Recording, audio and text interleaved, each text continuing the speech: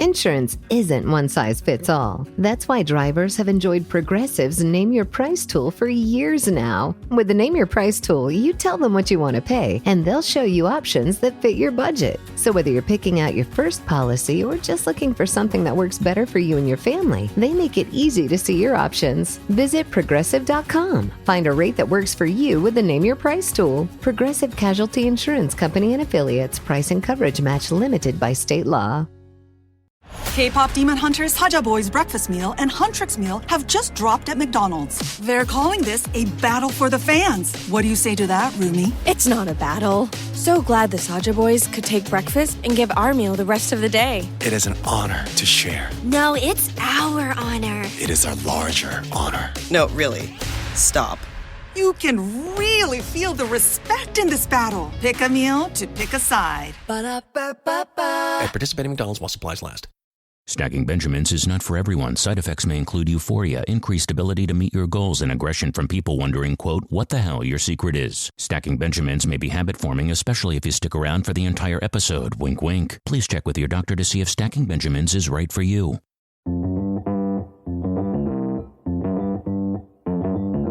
Live from Joe's mom's basement, it's the Stacking Benjamin Show.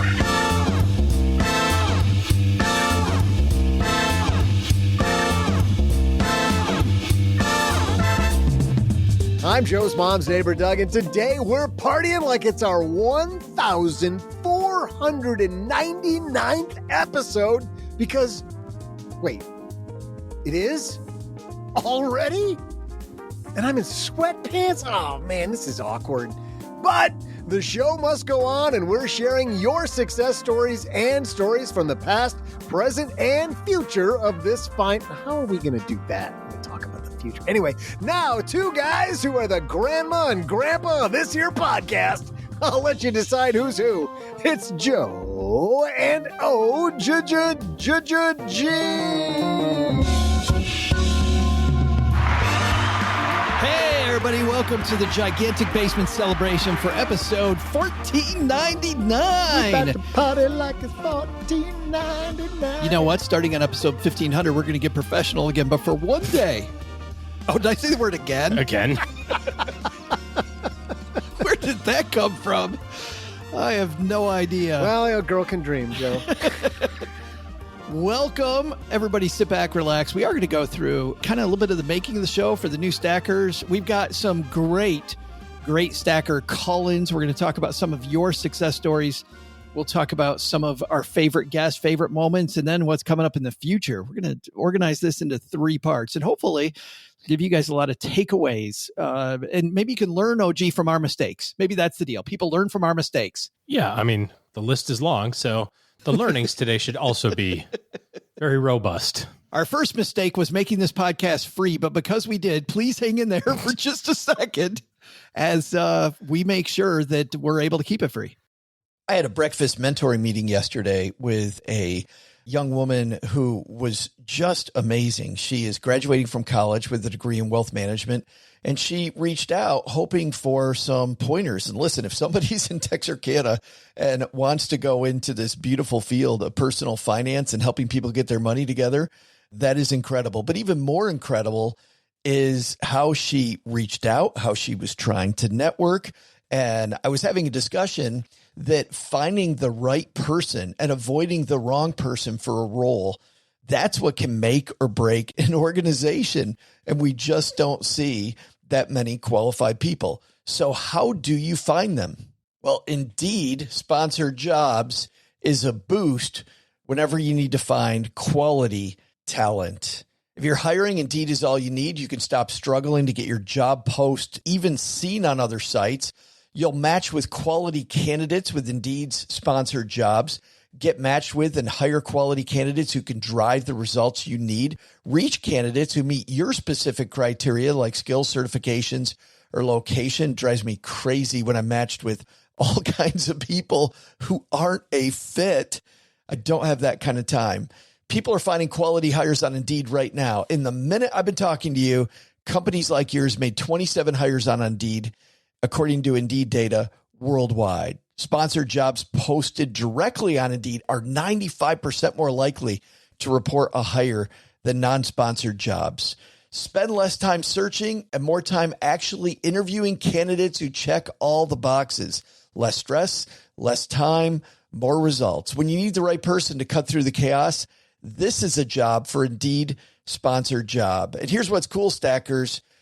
You're going to get $75 in sponsored job credit to help get your job the premium status it deserves at Indeed.com/podcast. Just go to Indeed.com/podcast right now and support Stacking Benjamins by saying you heard about Indeed right here at Stacking Benjamins. Indeed.com/podcast. Terms and conditions apply.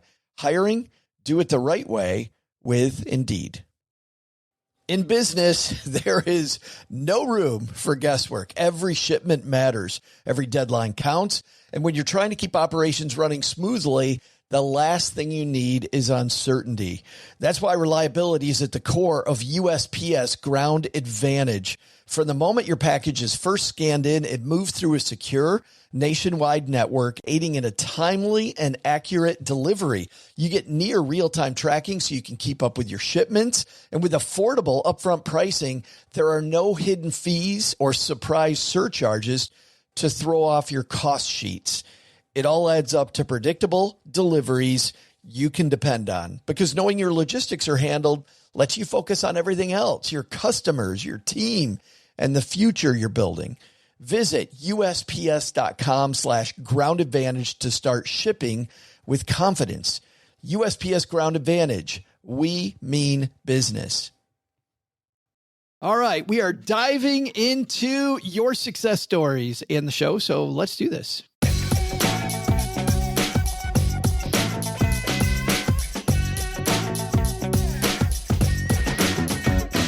So I think for people that haven't heard the origin story of this show, we should chat for just a moment about what a fluke this show is. We had researcher Brian Klass on recently talking about flukes, and OG, I would say this whole show has been a fluke. Comedy of errors. Yes. Well, Joe, you see, it came to me in a fever dream one day in 2014. May have been involving some peyote and possibly some Pepto-Bismol, but that's really the origin of the show. That's how Doug started, the way OG and I started. A little different than that. We were on the radio together, OG. Yes. Back in the glory days of just radio. There wasn't even TV or anything. And that's people would gather around on Sunday nights. There's like people at microphones doing sound effects of horse clip clops. Yeah. Now see here, see? People wonder why I know so much about Jack Benny. Yeah. There it is. That's why. But the type of radio show that you and I were on was one of those, if you tune into AM radio on a Saturday morning, and for those people that, even if you don't know radio, I don't think you have to know that these companies buy radio time. Yeah. And so the company we both work for bought radio time. And because I was the media guy, they're like, Joe, will you host this radio show? And I said, yeah, sure. That'll be fun. It was fun for maybe the first 8 or 9 months. I don't even know how long did you do it for? Did it for about 2.5 years. 2 years. 2.5 years. Yeah. But after that, when you realize that nobody's listening, we would always open up the line for callers, and literally nobody would call in. And then once in a while, we would have our spouses call and pretend they're people. We'd have friends call, pretend they're people so calling early in the morning, like 7:30 or something on a Saturday. It was 8 a.m. Yeah. It's too early. 8 a.m. It's too early for any real work. But I remember that you and I knew each other already, but not that well. We knew of each other. But you lived close to the radio station, and the very first time you came on, somehow we hit it off. Like OG and I together were having more fun than, of course, all you had to do is beat a bunch of other financial. The average comedy you can get out of a financial planner ain't that big. Yeah. And so we had this radio show where every 5 or 6 minutes we had to go to a break. So I'd wiggle my finger around and we'd stop talking and then pick it up again. I didn't remember what we talked about. Do you remember what we talked about, OG? I have no recollection of any of it except the one time that you said, I'm going to be late. The key to the station is under the mat. The guy should already be in there. Just start it. I was like, how do you start a radio show? You're like, I don't know. It doesn't matter because no one's going to be listening anyway. I had a little honesty by that point. Can I take you guys back to actual footage of a commercial you had me do then? I have it. Really? I have the actual commercial you had me do.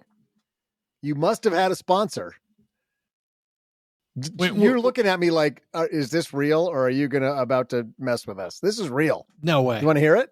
Yes. Here we go. Summer is approaching. Energy costs are skyrocketing. Sunny windows make air conditioners run 2 to 3 times harder. Lower your energy bill by adding a window treatment that will block solar heat and also protect your fine furnishings, art, and flooring by blocking out harmful UV rays. Ideal Window Treatments has a sale on blinds and draperies, including free installation. Act fast. The sale ends April 30th.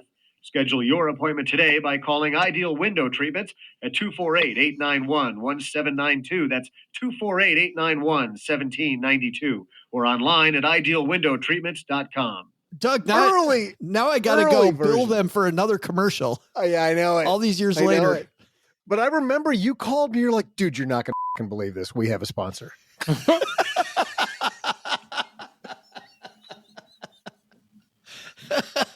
Wow. That is fabulous. But those were the early days. And then OG, you and I started a blog together. We called it the Free Financial Advisor because the domain was available. Yeah. I wanted to start blogging, and you said, we got to go after search engine optimization, SEO. And then we're like, we don't believe in free financial advice. Don't get me wrong. We still don't. We believe in people like, what? This is free. Yes, it is. But what you hear us talk about all the time is you need to surround yourself with smart people. And we try to help you do that and take your goals seriously enough that you're going to make sure that you get educated. When did we decide to start a podcast? About 1,500-ish episodes ago, give or take. No, it was more than that. Plus or minus? No, it was more than that. It was probably like 1,600 episodes. Yeah, because you guys toiled and stubbed your toe on Two Guys and Your Money and Free Financial Advisor. We started off with a show we call Worst of the Free Financial Advisor. And frankly, OG, we talked about this for a year. And if there's any lesson here early on in the show, it's when you have an idea, just go do it. Yeah. Go do it. Yeah, we would spend more time talking about the stuff that we're going to write about instead of actually just hitting record. Doing it. Just hit record. I remember exactly where I was when you rained all over my parade, Joe. Rained all over your parade? Oh, yeah. Because you and I had been talking about doing a podcast. Should we do a movie review podcast? What can we talk about? Because we had great conversations as well. And I remember I was out for a walk. I'm on my headphones. I'm talking to you. And you're like, yeah, remember we talked about doing a podcast? And I'm like, yeah. And I thought you were building me up to be like, yeah, let's go do the movie podcast. Nope. My buddy Josh and I, this guy, you don't know him, but I work with him. My buddy Josh and I, we're going to do this financial. I'm like, all right, well, see ya. In my mind, I broke up with you that moment. And yet he's still here. And we found a way to turn it into a movie review podcast as well. Yeah. See, there you go. And a travel blog. Part of the travel vlog. But if you want to do something, get started. I've been preparing for an interview with Professor Scott Galloway, who you're going to hear in a couple of weeks. And one thing that I'm hoping he talks about was the fact that he didn't even consider himself a writer. And then just every Thursday, he decided to start writing. From that, he realized he liked it. From putting it out there, he realized people wanted to read it. After people wanted to read it, he ends up getting all these opportunities. And it was just because he started, not because he thought about it. Because how many people, OG, have you talked to that said, I got a great idea for a podcast? Mm-hmm. You hear it all the time. Go do it. Go get started. That's one of the things that I've appreciated about you guys. Instead of working forever, I know you just kind of told the story to the contrary, but working forever to try to come out of the gates perfect, you're like, we're just going to do it. And we know it's going to suck. at first. We're going to try this new thing, whether it's the whole new show or some element of the show or a format. But in the early days, there was a big willingness to fail. And that always impressed me. Our first show was called The Worst of the Free Financial Advisor for that reason, Doug. Totally giving yourself permission to suck. We knew it was going to be horrible. We also knew that was not the name, but we knew we wanted to get started. So we decided it was like preseason baseball. It was going to be 13 episodes long, an unlucky number, because we figured that 13 episodes would be enough time to figure out what was going on. And I'd say about episode 7 or 8, like we're like, okay, we know where we're going with this. And then we made the decision to make it Two Guys and Your Money. Most generic name in history. Easy to brand, as they say. Two random guys. Co-brand with two men in a truck. And money. Exactly. Black and white logo. Yes, we did. We had a very nice, but a little clip arty logo. And I don't know, we got to like episode 50, 55 when we realized that it wasn't where we wanted to go, and we rebranded. And by the way, that's another lesson. Don't be afraid to pivot. Right? If it's not going exactly the way that you want to go, how many times have we heard people going, I'm in this career and I don't like it? Yeah. Pivot. Just go do something different. Get educated. Pivot. Yes. Speaking of that, we're going to pivot from time to time here from discussions with our stackers and about their success stories as we round 1,500 episodes. Here's Christine. Hey, Christine. Hey, Joe, OG, and Doug. This is Christine from Seattle. I've learned so much since I started listening to your podcast a couple of years ago. Most importantly, I invest each month and have set up automatic investing into my Roth IRA so that I max it out each year instead of just investing when I happen to think about it. I've set up a financial plan and timelined out my goals and used that to inform my financial decisions. And it's inspired me to learn a lot more about personal finance in general. I've started a blog where I talk about what I've learned. I opened a custodial brokerage account for my nephew. And I sometimes even talk to my friends and family and offer advice when they have questions. So I've learned so much, and I'm so grateful for the podcast. Christine, you are amazing. And Christine OG just went out and got started. It's just like we just got done talking about, right? Just go do something. It's so great. The power of compounding in education and in business and obviously in investing all kind of work the same. I mean, it's amazing how much $50 and a 529 for 20 years will bring you. It just doesn't seem like a lot, but it really turns into a boatload of cash. I'm always blown away by how difficult all these things seem like between your ears when you first get started, and about, I can't open up a Roth, like how, there's going to be all this paperwork. There's going to be all this. Yeah. And then you actually go do it, and it's not nearly as hard as you thought. And if you give yourself permission to maybe mess it up a little bit, you find out, OG, that 99% of the stuff isn't going to kill you. And I think Christine learned exactly that. And started spreading the good news. Yeah. Not only that, I mean, it is usually 9.5 times out of 10, it is usually way easier than your fear, uncertainty, and doubt is telling you it's going to be. But even in that half of a time when it's a little challenging, you just have to remind yourself, let's say it takes you 2 hours and you're going to make 20 grand off of it in 5 years because of the, interest or whatever. It's pretty good ROI on an effort. So it's usually a pretty small amount of effort for a great return over a long period of time. So, yep, do it. I also love that, Christine, you felt inspired to blog about it yourself. People ask us, OG, that question all the time about, should I start? It just seems so crowded. Nobody's you. And I think that's something we learned early on. Remember, we started writing stories at first about Roth IRAs and about insurance. Then we realized nobody wanted to read those. People wanted to read about how we F stuff up. People wanted to hear our story, our very personal story of what was going through our head when we were doing this. And nobody can be us, and nobody can be Christine. And man, her bringing that story out, we need so many more Christines to tell their story. And I'm very proud of the fact that there's several podcasts out there where the podcasters told us, Jen Smith says this publicly, our friend at Frugal Friends, that she started Frugal Friends because she was inspired by Stacking Benjamins. And I love that. I want to talk about one more thing people are wondering about, like our roundtable episodes. This is a Roundtable Friday. We don't have the roundtable here. It's just the three of us. We kick those losers morons to the curb. Boat anchors.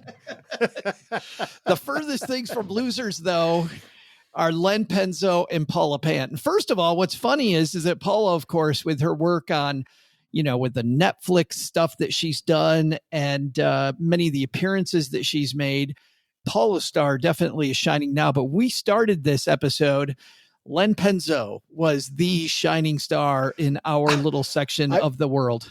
I remember where I was when you called me. I was on my way home from work. I'm in the car. It was kind of a rainy spring, 6 o'clock, dreary. And you're like, dude, you're never going to believe who I just got. Who'd you get, Joe? Warren Buffett? Who'd you get? Dude, I got Len Penzo. Okay. Dude, he is such a big deal. You have no idea how big his blog is. You were so excited when you got Len. I was so excited. And the way that happened was I didn't know Len, but I knew a guy who knew Len. And I said, we should have a roundtable discussion. By the way, we set this show up because it was based on podcasts that we liked and some of the things. And I liked roundtable discussions. I also liked shows that had segments. So I didn't have to fast forward to the whole next episode. I could just go 5 or 10 minutes if I didn't like a topic they were talking about. I've got a little bit of ADD. So if we could have a show that was like that was a little bit faster, a little bit more fun, that would spur me along to continue to learn stuff without maybe thinking that I was learning anything. I believe in the science of play. So I wanted to create that. And there was a guy named Dr. Dean. Dean is now still a state senator in Georgia and left our show. But Dr. Dean had the Dr. Dean blog. And he told me one day, he goes, I think I can get us Len Penzo. I'm like, Len Penzo, the dude that won the Plutus for best blog like this year and last year? He goes, yeah, he's a friend of mine. I think we can get him. I'm like, I don't think you can. And it was maybe 15 minutes later. Len said he's on our show. And then we had another person that was leaving, Carrie Smith Nicholson, who still is a great accounting blog and practice and is still in our community. But she realized that podcasting was taking a lot more time than she thought it was going to. It is very surprising, I think, to people how much time goes in behind the scenes today. We got out of an hour and a half meeting earlier about this show, and we had an hour meeting about stacking deeds earlier in the day. Just the number of meetings that we have to make this thing go is pretty amazing. But what's really cool is when Carrie left, Len said, I know Paula Pant, who's like the new hot rising star. I'm like, you know Paula Pant? He goes, yeah, I think we can get Paula. I'm like, well, I don't know Paula. He's like, no, but I know Paula, which by the way, proves something. Both of these stories prove, because then 10 minutes later, because Len was on the show, Paula said, yeah, I'll be on the show. And both of these wonderful people have been with us most of the ride that we've had this podcast. But I'll tell you, people are like, I want to know more. I want to know more about the subject. Know more about the subject matter, OG, is important. But who you know and networking, so important. And when I was younger, by the way, I did not want to network. I wanted just to know more about the topic. No, I'll know about it on my merits. People will come find me. Nope. People want to hire people they like. They want to work with people they know. That's probably the biggest piece out of this section that you're talking about is relationship building and how all of those other people are connected.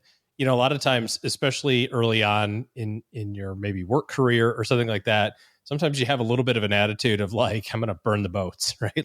Like, screw those losers, I'm out of here. And generally speaking, whatever industry you're in, and especially the more specialized you get with your industry, the more likely it is that other people know people who know you or know of you.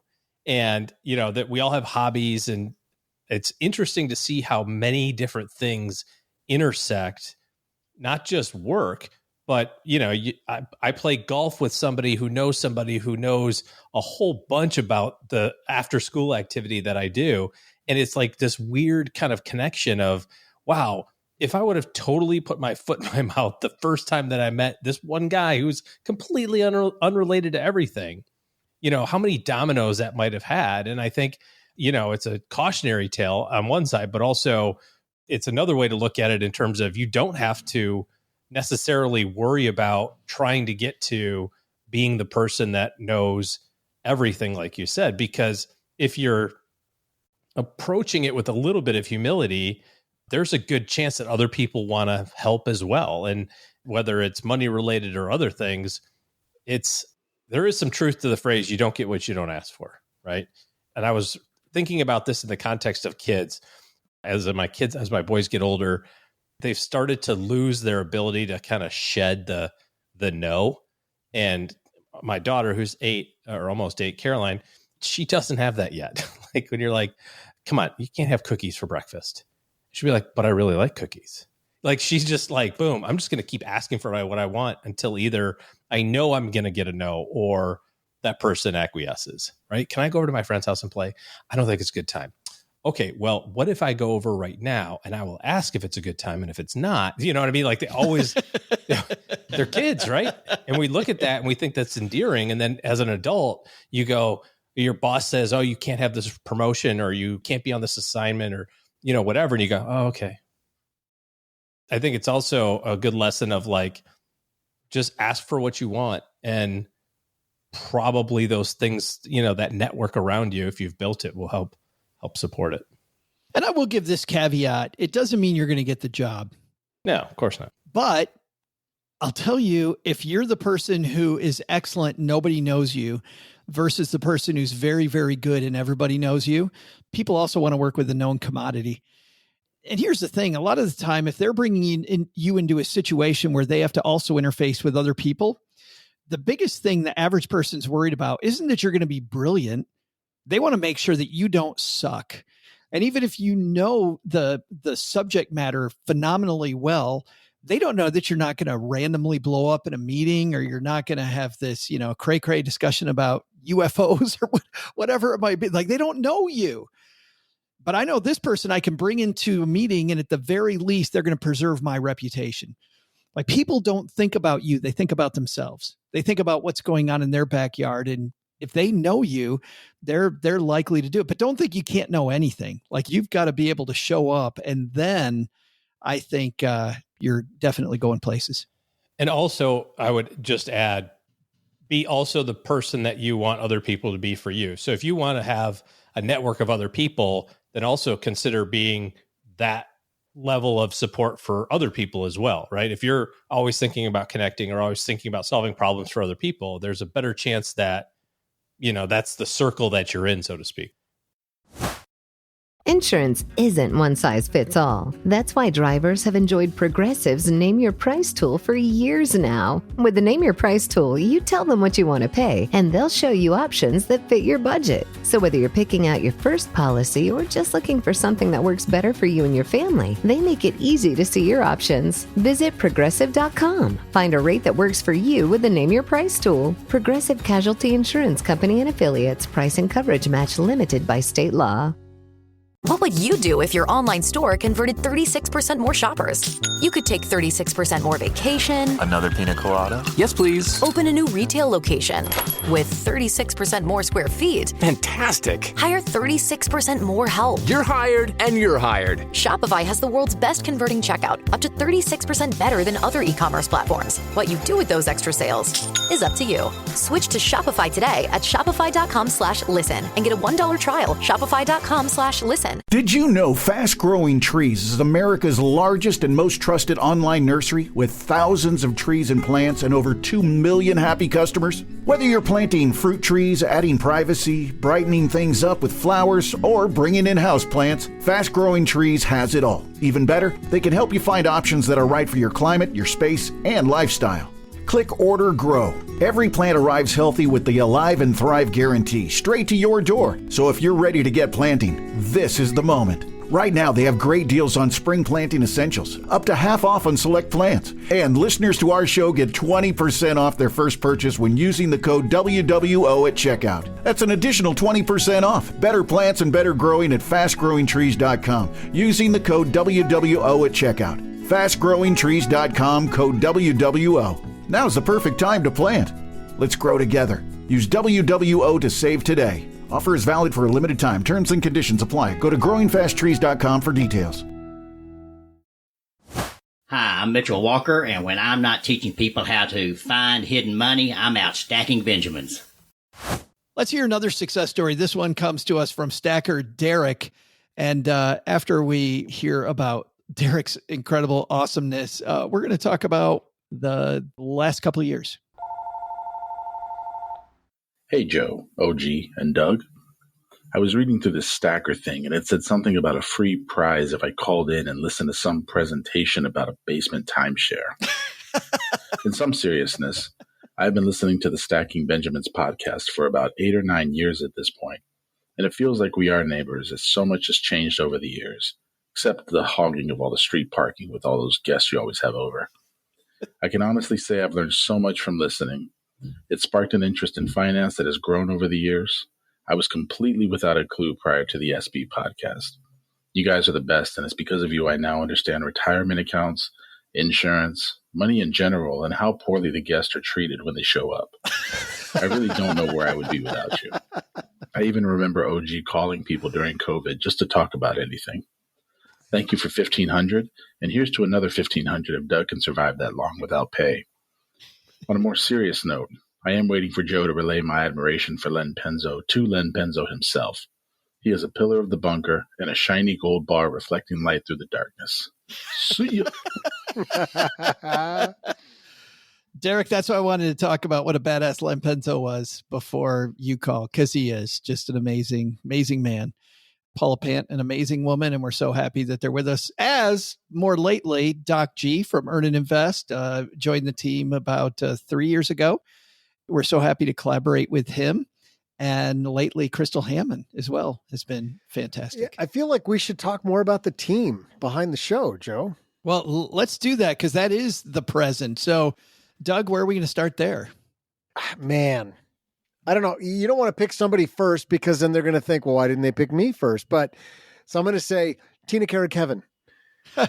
Well, let's do this. Let's talk about how the show gets made then, the present way the show gets made, because that'll start off. So we start about 5 weeks out.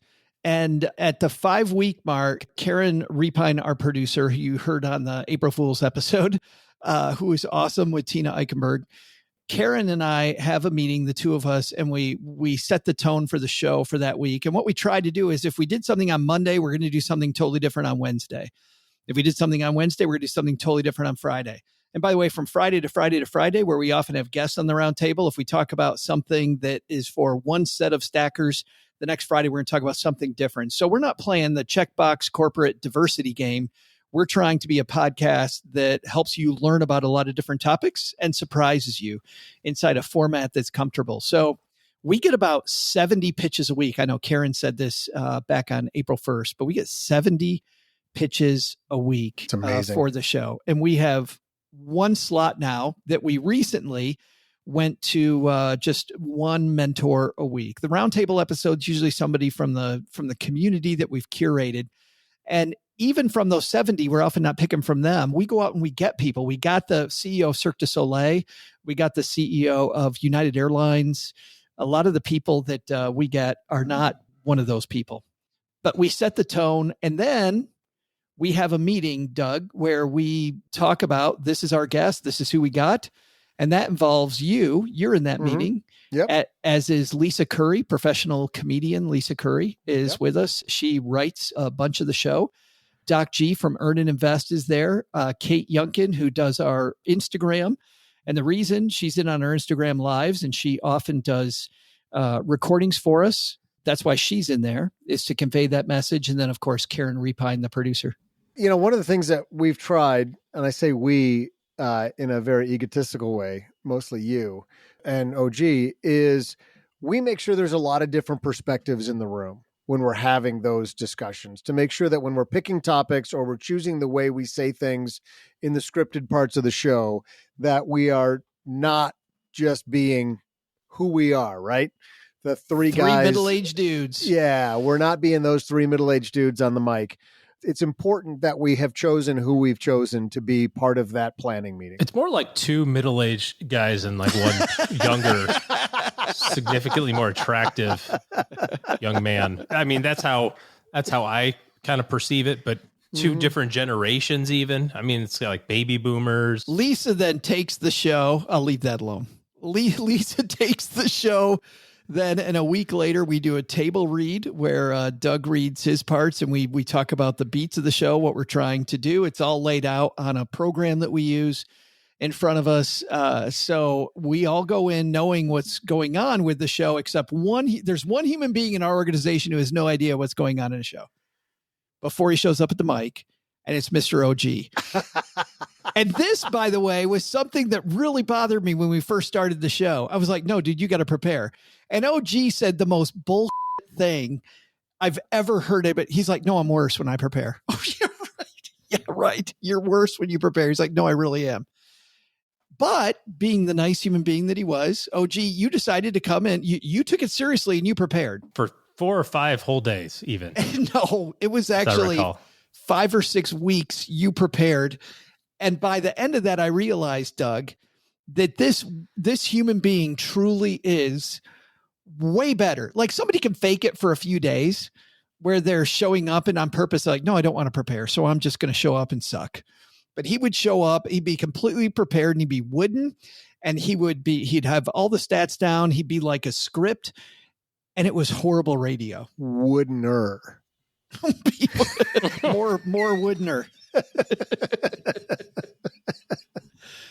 And it was incredible. And the way that he can just spew data, I think it's 43%. And then we'll hit pause so we can go check the number.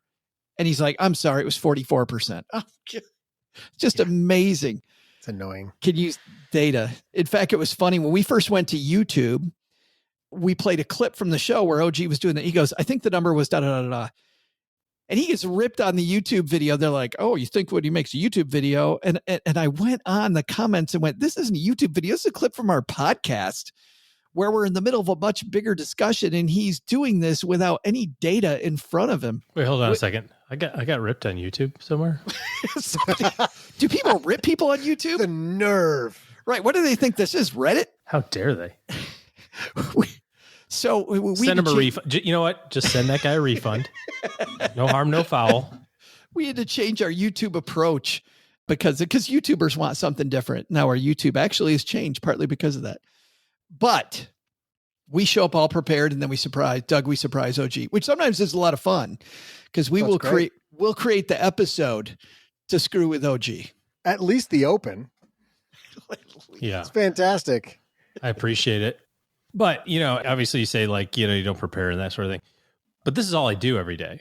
Talk to people about money, either in person or, in this format every day for, my entire adult life. So I might not remember what I had for dinner yesterday, but I can remember odd things about, experiences and behavioral type situations. And most of the time when it comes down to money, it has nothing to do with your actual knowledge of the information. I don't know whose quote this is, but it's fantastic. And the quote is, if information was all that was required, we'd all have 6-pack abs and be millionaires. We all know what to do. We all know how to eat healthy and, all that sort of stuff when it comes to fitness and money, but it's not what we do. So it's balancing out and just the experiences of having conversations with thousands and thousands of people around like how to balance out the reality of life, right? Nobody gets into credit card debt because they wake up one day and go, you know what would be great today? I'm going to totally jack up my financial life for the next 15 years. Yeah. It's going to be a train wreck. I'm going to really struggle. And that's you hear some people on the radio and TV, YouTube, that's their attitude towards people who are struggling with money. It's like, well, you're just stupid. Yeah, it's a stupid decision. It's like, all right, man, they you've had credit card debt. I've had credit card debt. Doug's had credit card debt. We didn't purposefully wake up one day and just be like, this is a great idea. I'm going to ruin my life for a while. Woo, check that box. No, just life happens. So I think just talking to people about, how things really are, I think helps quite a bit in a non-wooden way, I guess. We also recognize that, Doug, to your point earlier in OG, you and I get coaching from Strategic Coach, and you told me this about Strategic Coach. Sometimes you show up and the message just doesn't resonate, but 6 months later it does. They can do pretty much the same thing, and you come in, you're like, this is exactly what I need to hear, and this is exactly the messenger. And that's why we have a lot of these amazing guests on the show. I'm thinking people like Kimberly Hamilton that were just on, who at my request, I actually had somebody write in saying, this woman only bought one house and you had her on. I didn't have her on because she bought one house. I had her on because she's one of the top people at a financial wellness organization called Rocket Money. And she agreed to share how nerve-wracked she was when she bought her first house and to use her expertise that way. So we curate these people for these stories, and our goal, OG, is to have people, if we don't hit you, maybe one of these people will hit you the right way. Yeah. And you'll be able to get the right person. But one guest over the years, and we've had nearly everybody we could ever want on the show. We've had just amazing people on the show. But one guest was different than all the others. Susie Orman. When Susie Orman's people wrote to us and said, hey, we got a guest who would like to be on your show. Her name's Susie Orman. I'm like, oh my God. Susie Orman. I think I answered 3 seconds later. Yes. I didn't care what she was talking about. It was Susie Orman. And generally, I prepare a ton for our interviews because I want to make sure that people get stuff out of it. Cheryl, my spouse, will tell you, I didn't prepare at all for Susie Orman. And my spouse was like, what are you doing? Why aren't you prepared for her? I said, do you know Susie Orman? Because Susie Orman, OG, is going to say whatever Susie Orman wants to say. If you know anything about Susie Orman, she's going to say her stuff. My main goal with Susie Orman was to see her strut. I wanted to see those peacock feathers come out, right? I wanted to see those. Do you know who I am? I'm Susie Orman. And so Susie came on, and she was very charming. But halfway through the interview, I poked her a little bit. I prodded a little bit. And then she started talking about her private island.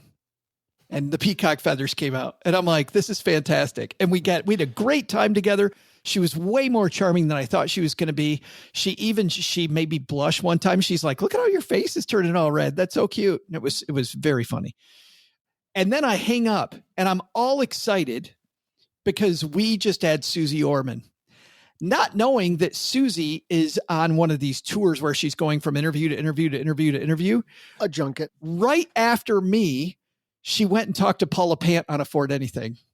And if you guys haven't heard Susie Orman's interview with Paula Pant, that went an entirely different direction. Susie burned the fire movement, talked about how stupid it was, just said all this incendiary stuff. And so here I am all excited. 2 hours later, I call Paula and I'm like, hey, guess who was on my show? She goes, okay, when you get done, I got to tell you who I just had. What happened on mine? You know why that unfolded the way it did? Paula prepared and you didn't. That might be true.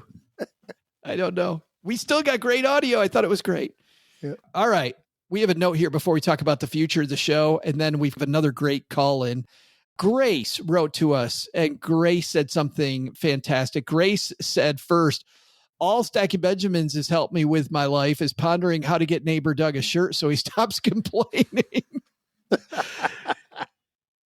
And then she actually then wrote a great note. She said, seriously, though, I love the banner, the easy to understand discussions, just talking about finance openly with no shame.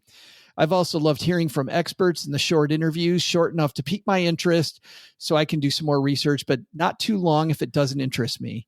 The weekly competition is great. The trivia questions keep me engaged. All around great show. Grace, thank you so much for writing that. And thanks for being a stacker with us. I've got another great call here that I'd like to get to from our friend Lambo. Hey, Lambo. Hey, Joe and OG and neighbor Doug. I've been listening to the Supreme Stackers for years. As I was ramping into the possibilities of early retirement, the caliber of your guest and your advice was thought-provoking and insightful. I frequently recalled the phrase that some people don't know what they don't know. The deadpan confident comments from OG that you often fleshed out captured my ear and some of my brains. One of the biggest recurring themes was writing down a financial policy and sticking with that strategy and policy. As we witnessed the market behavior throughout the COVID chaos, having just retired in August 19, sticking to our investment policy and actively simplifying 132 different holdings to a handful was an actionable step to simplify our finances and have clarity on our allocation and diversification. This positioned us for full participation in the rapid recovery. On top of that, it was great to share a beverage with you guys in real life at FinCon 21 in Austin. Anywho, those early shows helped build my education in the space and gave me confidence to step through the exit when that opportunity appeared. The Stack book came out, and it was a joy to consume, and later even interview Joe during the book tour in Texas on the Fighlighter podcast. Yellow is one of my favorite colors, and that book is an easy-to-find reference on my desk. Thanks for bringing high-caliber content 1,500 times with a little humor or a lot of humor and hurting the cats that help us stack the bins from HQ in Mom's basement. And, Joe, can you get cracking on the next book? And we need a lot more of Emily's cartoons and captions. I think you call them infographics. That terrified me. Why is that? I love Lambo. Because that shows me that people are listening to like what we're saying. I know. What? I should be thinking about what's coming out of my mouth? 130 what positions, Lambo? That's incredible. Wow. And the fact that Lambo is also somebody that went out and started a podcast after listening to us. And I'm so happy to point people there, the Fighlighter podcast. He hung out with us at Houston on the book tour. And OG, we got to have a beer with Lambo in Austin.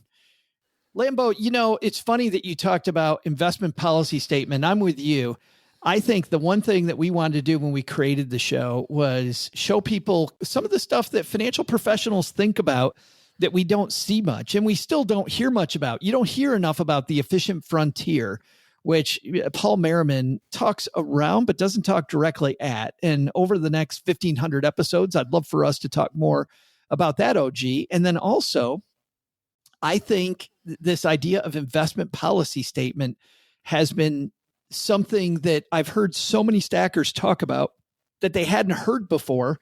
And yet I don't know a CFP who does not use investment policy statement. I'm sure they're out there, but any great certified financial planner is going to use this. And it's because it's a much more effective way to invest. And two other things, the timeline of your goals that we heard earlier about from Christine and the weekly money meetings, I think are also important things. So there's some of these concepts, OG, that we're trying to bring to the table that investment policy statement, though, to Lambo's point, is a huge one.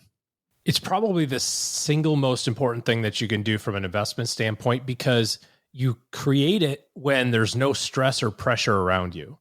When you're just sitting there and drawing it up and sketching it out and there's nothing extemporaneous going on to pressure your decision.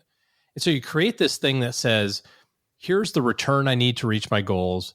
Here's the types of investments that have a high likelihood of helping me reach that return that therefore will reach my goals. And then here's how I'm going to make decisions around changing my investments as time goes on. And no one ever says when they're writing it down, no one ever says, I'm going to wait until the market goes down 20%, then I'm going to freak out and move it all to cash. Like that's not what gets written down. You say, well, I'm going to rebalance, I'm going to make good decisions, all that sort of stuff. And so it gives you the opportunity to think about this. And then when the world does take a crap from an investment standpoint, you can go, hold on a second. I thought about this when there wasn't any stress.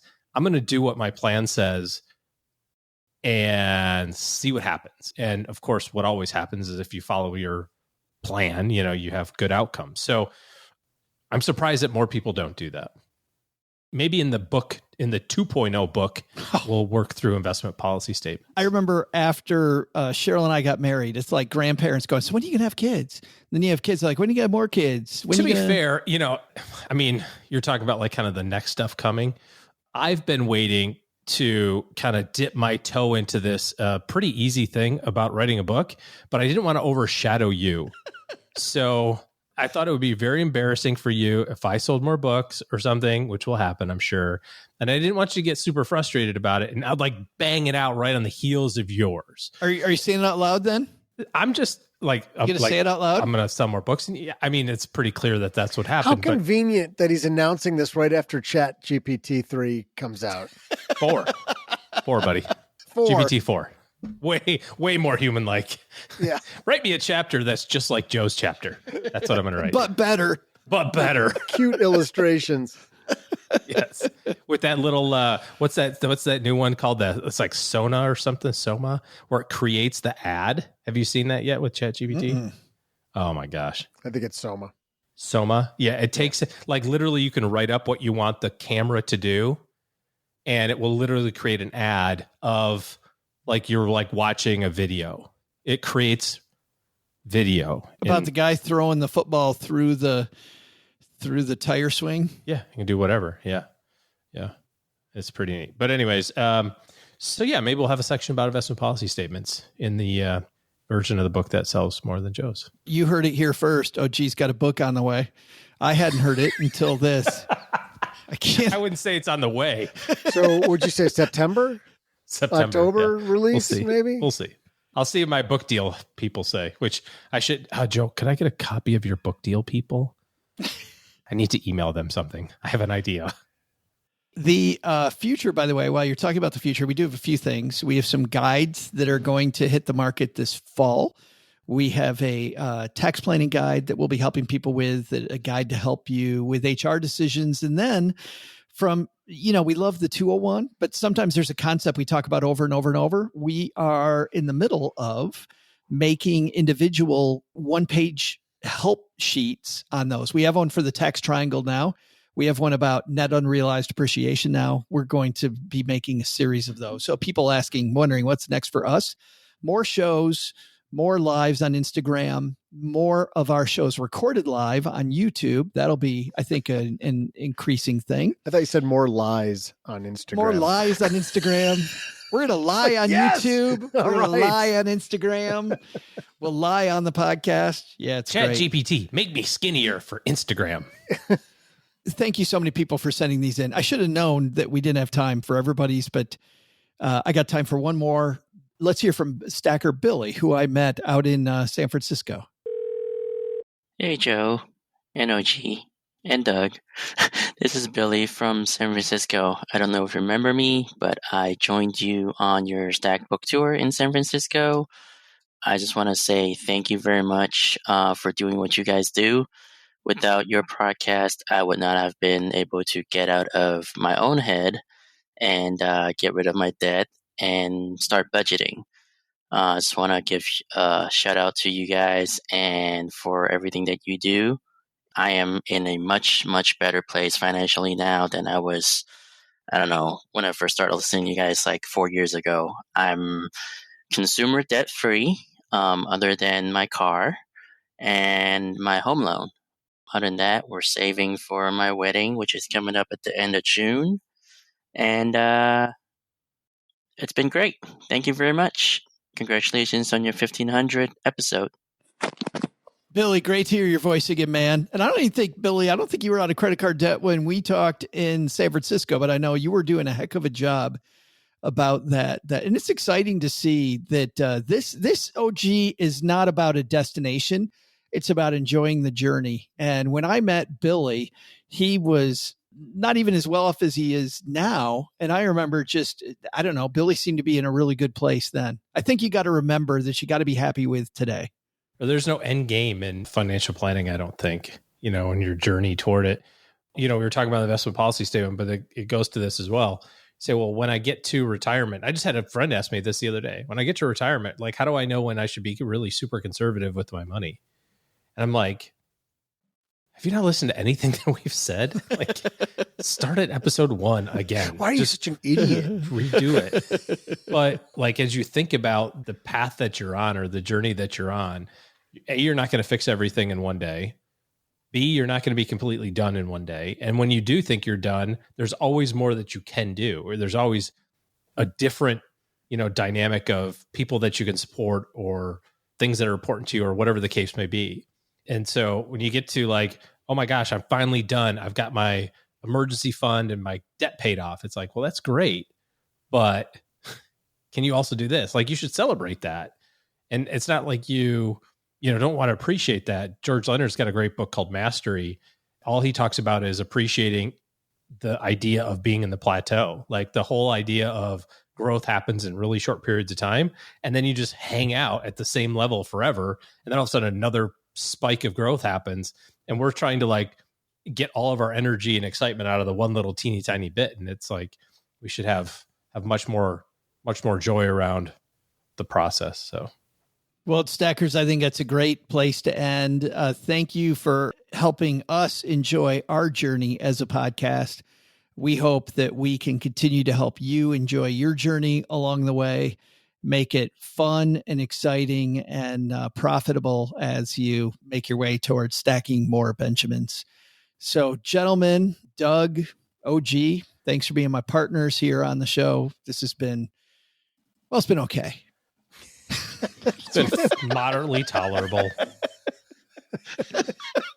I can't think of a more, as the kids would say, meh.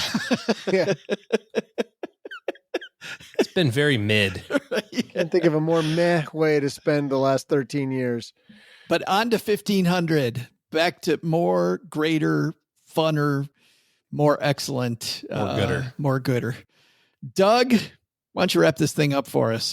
What should be on our to-do list today? Well, Joe, here's what's on our to-do list. First, take some advice from us. Looking for your thing? Serve your audience. Forget about all of the little things and serve the people you serve. Second, get started.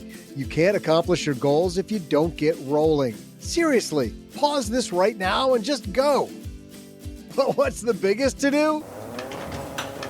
I gotta print I Love Doug t-shirts in a lot more languages. I'm going to be the Taylor Swift of personal finance across the globe.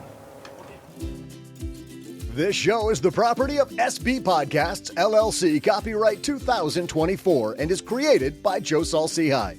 Our producer is Karen Repine. Karen and Joe get help from a few of our neighborhood friends. You'll find out about our awesome team at stackingbenjamins.com, along with the show notes and how you can find us on YouTube and all the usual social media spots. Come say hello. Oh yeah, and before I go, not only should you not take advice from these nerds, don't take advice from people you don't know. This show is for entertainment purposes only. Before making any financial decisions, speak with a real financial advisor. I'm Joe's mom's neighbor, Doug, and we'll see you next time back here at the Stacking Benjamin Show.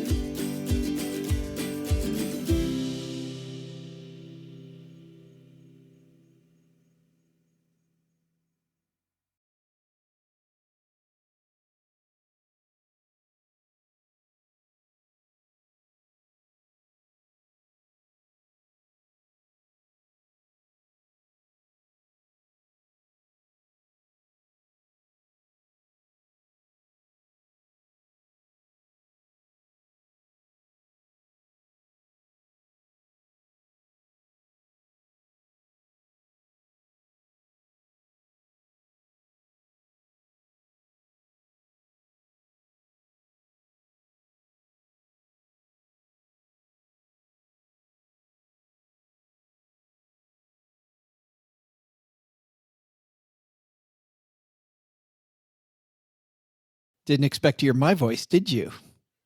Welcome back to the after show. For those of you new to Stacking Benjamins, this is the thing we used to do before Apple decided we didn't need to. Before our overlords going told old us. school on your asses. Yes. This is the part of the show that people don't talk about. What happens in the after show stays in the after show. It's so comfy here. I feel so at ease here in the after show. We did a lot of them. Yes. In our day. We did a bunch of them. So good. We actually did one after show one time. I don't know if you guys remember, that involved chorizo sausage, and we had to take it down. I do not remember. No. Which of us had the unfortunate interaction with chorizo? I love chorizo. So what are you talking about? I'm not even going to tell you guys what it was about, but we had to take it down. So was it an explosive session? It was not good. It was not great. But we do have something great. OG, you saw some movies, or what are we talking about here? No, I'm looking at the May-June calendar. I'm busy right now, so I don't have a lot of movie time. I can't just take off on a Tuesday at noon, and go see the movies. Is he looking at me? So I feel like I'm being attacked. Have you guys seen the preview for this yet? First time you take off, You gotta push the I believe button.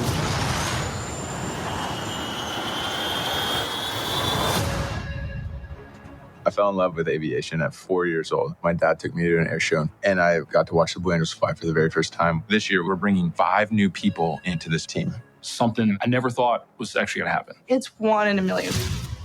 We only have 3 months to get to a point where we can take it on the road. It can be frustrating at times. The challenge is to get the newbies up to speed, and that can be scary.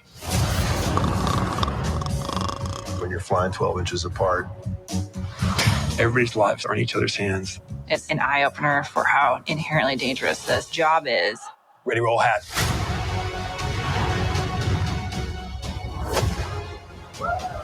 The Blue Angel. Doug's snoring. I'm on the opposite end. I want to watch that. And the world around you seems That sounds awesome. This is Av Geek. To make 6 jets fly as one. I'm not an Av Geek, and I think that sounds cool. The precision these guys got to work with. J.J. Abrams is the producer in this. So there'll be a lot of explosions. Is it a documentary? I hope not.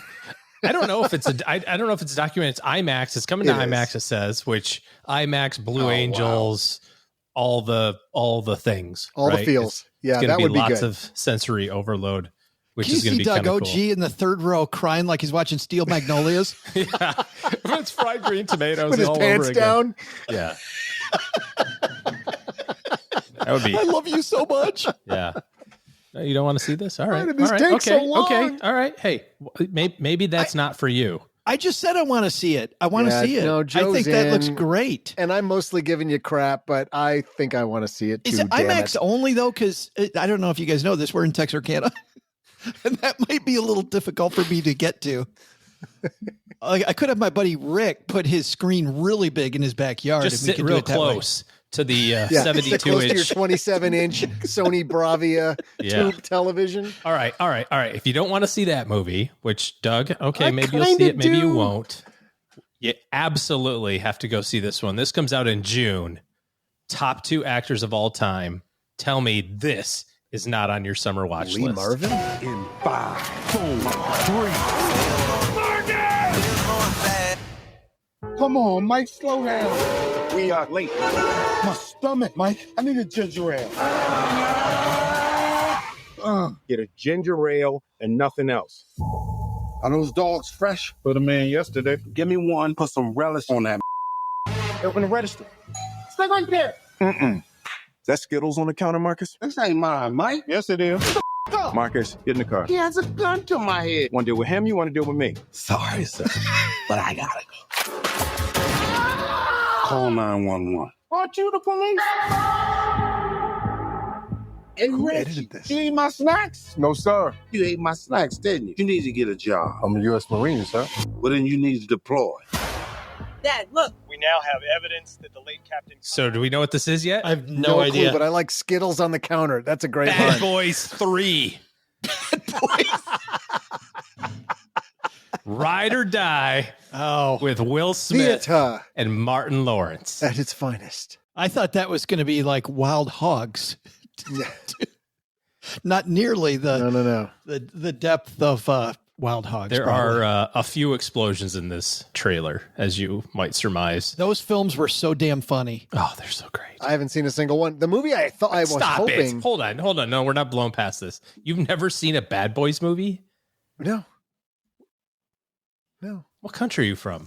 Do you think, when you look at Doug, do you think Bad Boys? I think it's anti-American to not to... I appreciate Are you a literature. communist, Doug?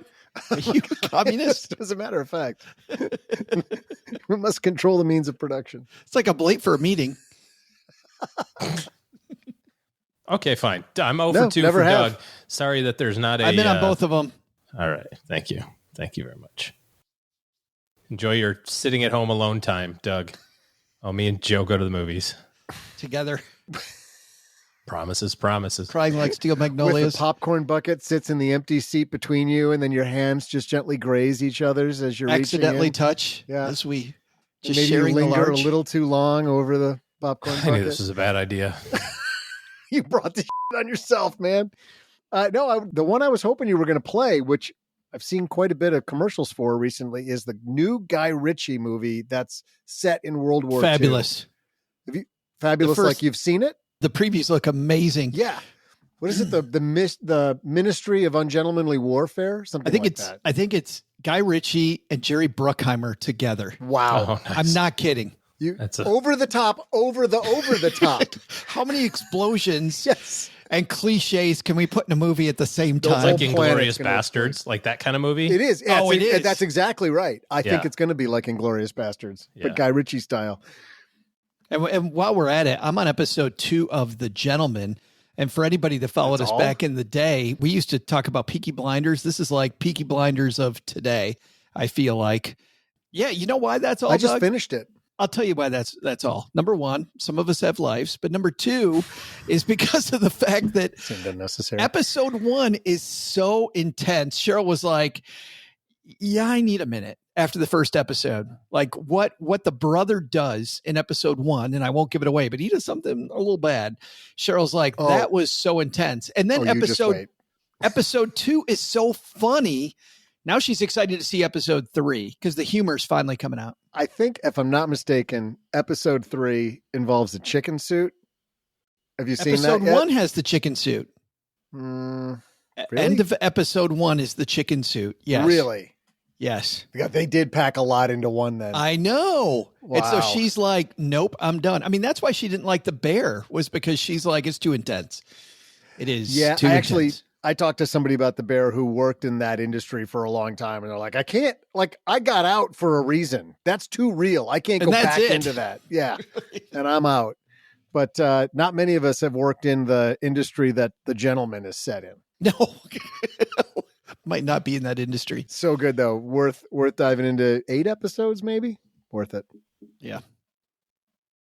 All right. We'll see you guys episode 3000 for the next after show. What? Joe will be 84.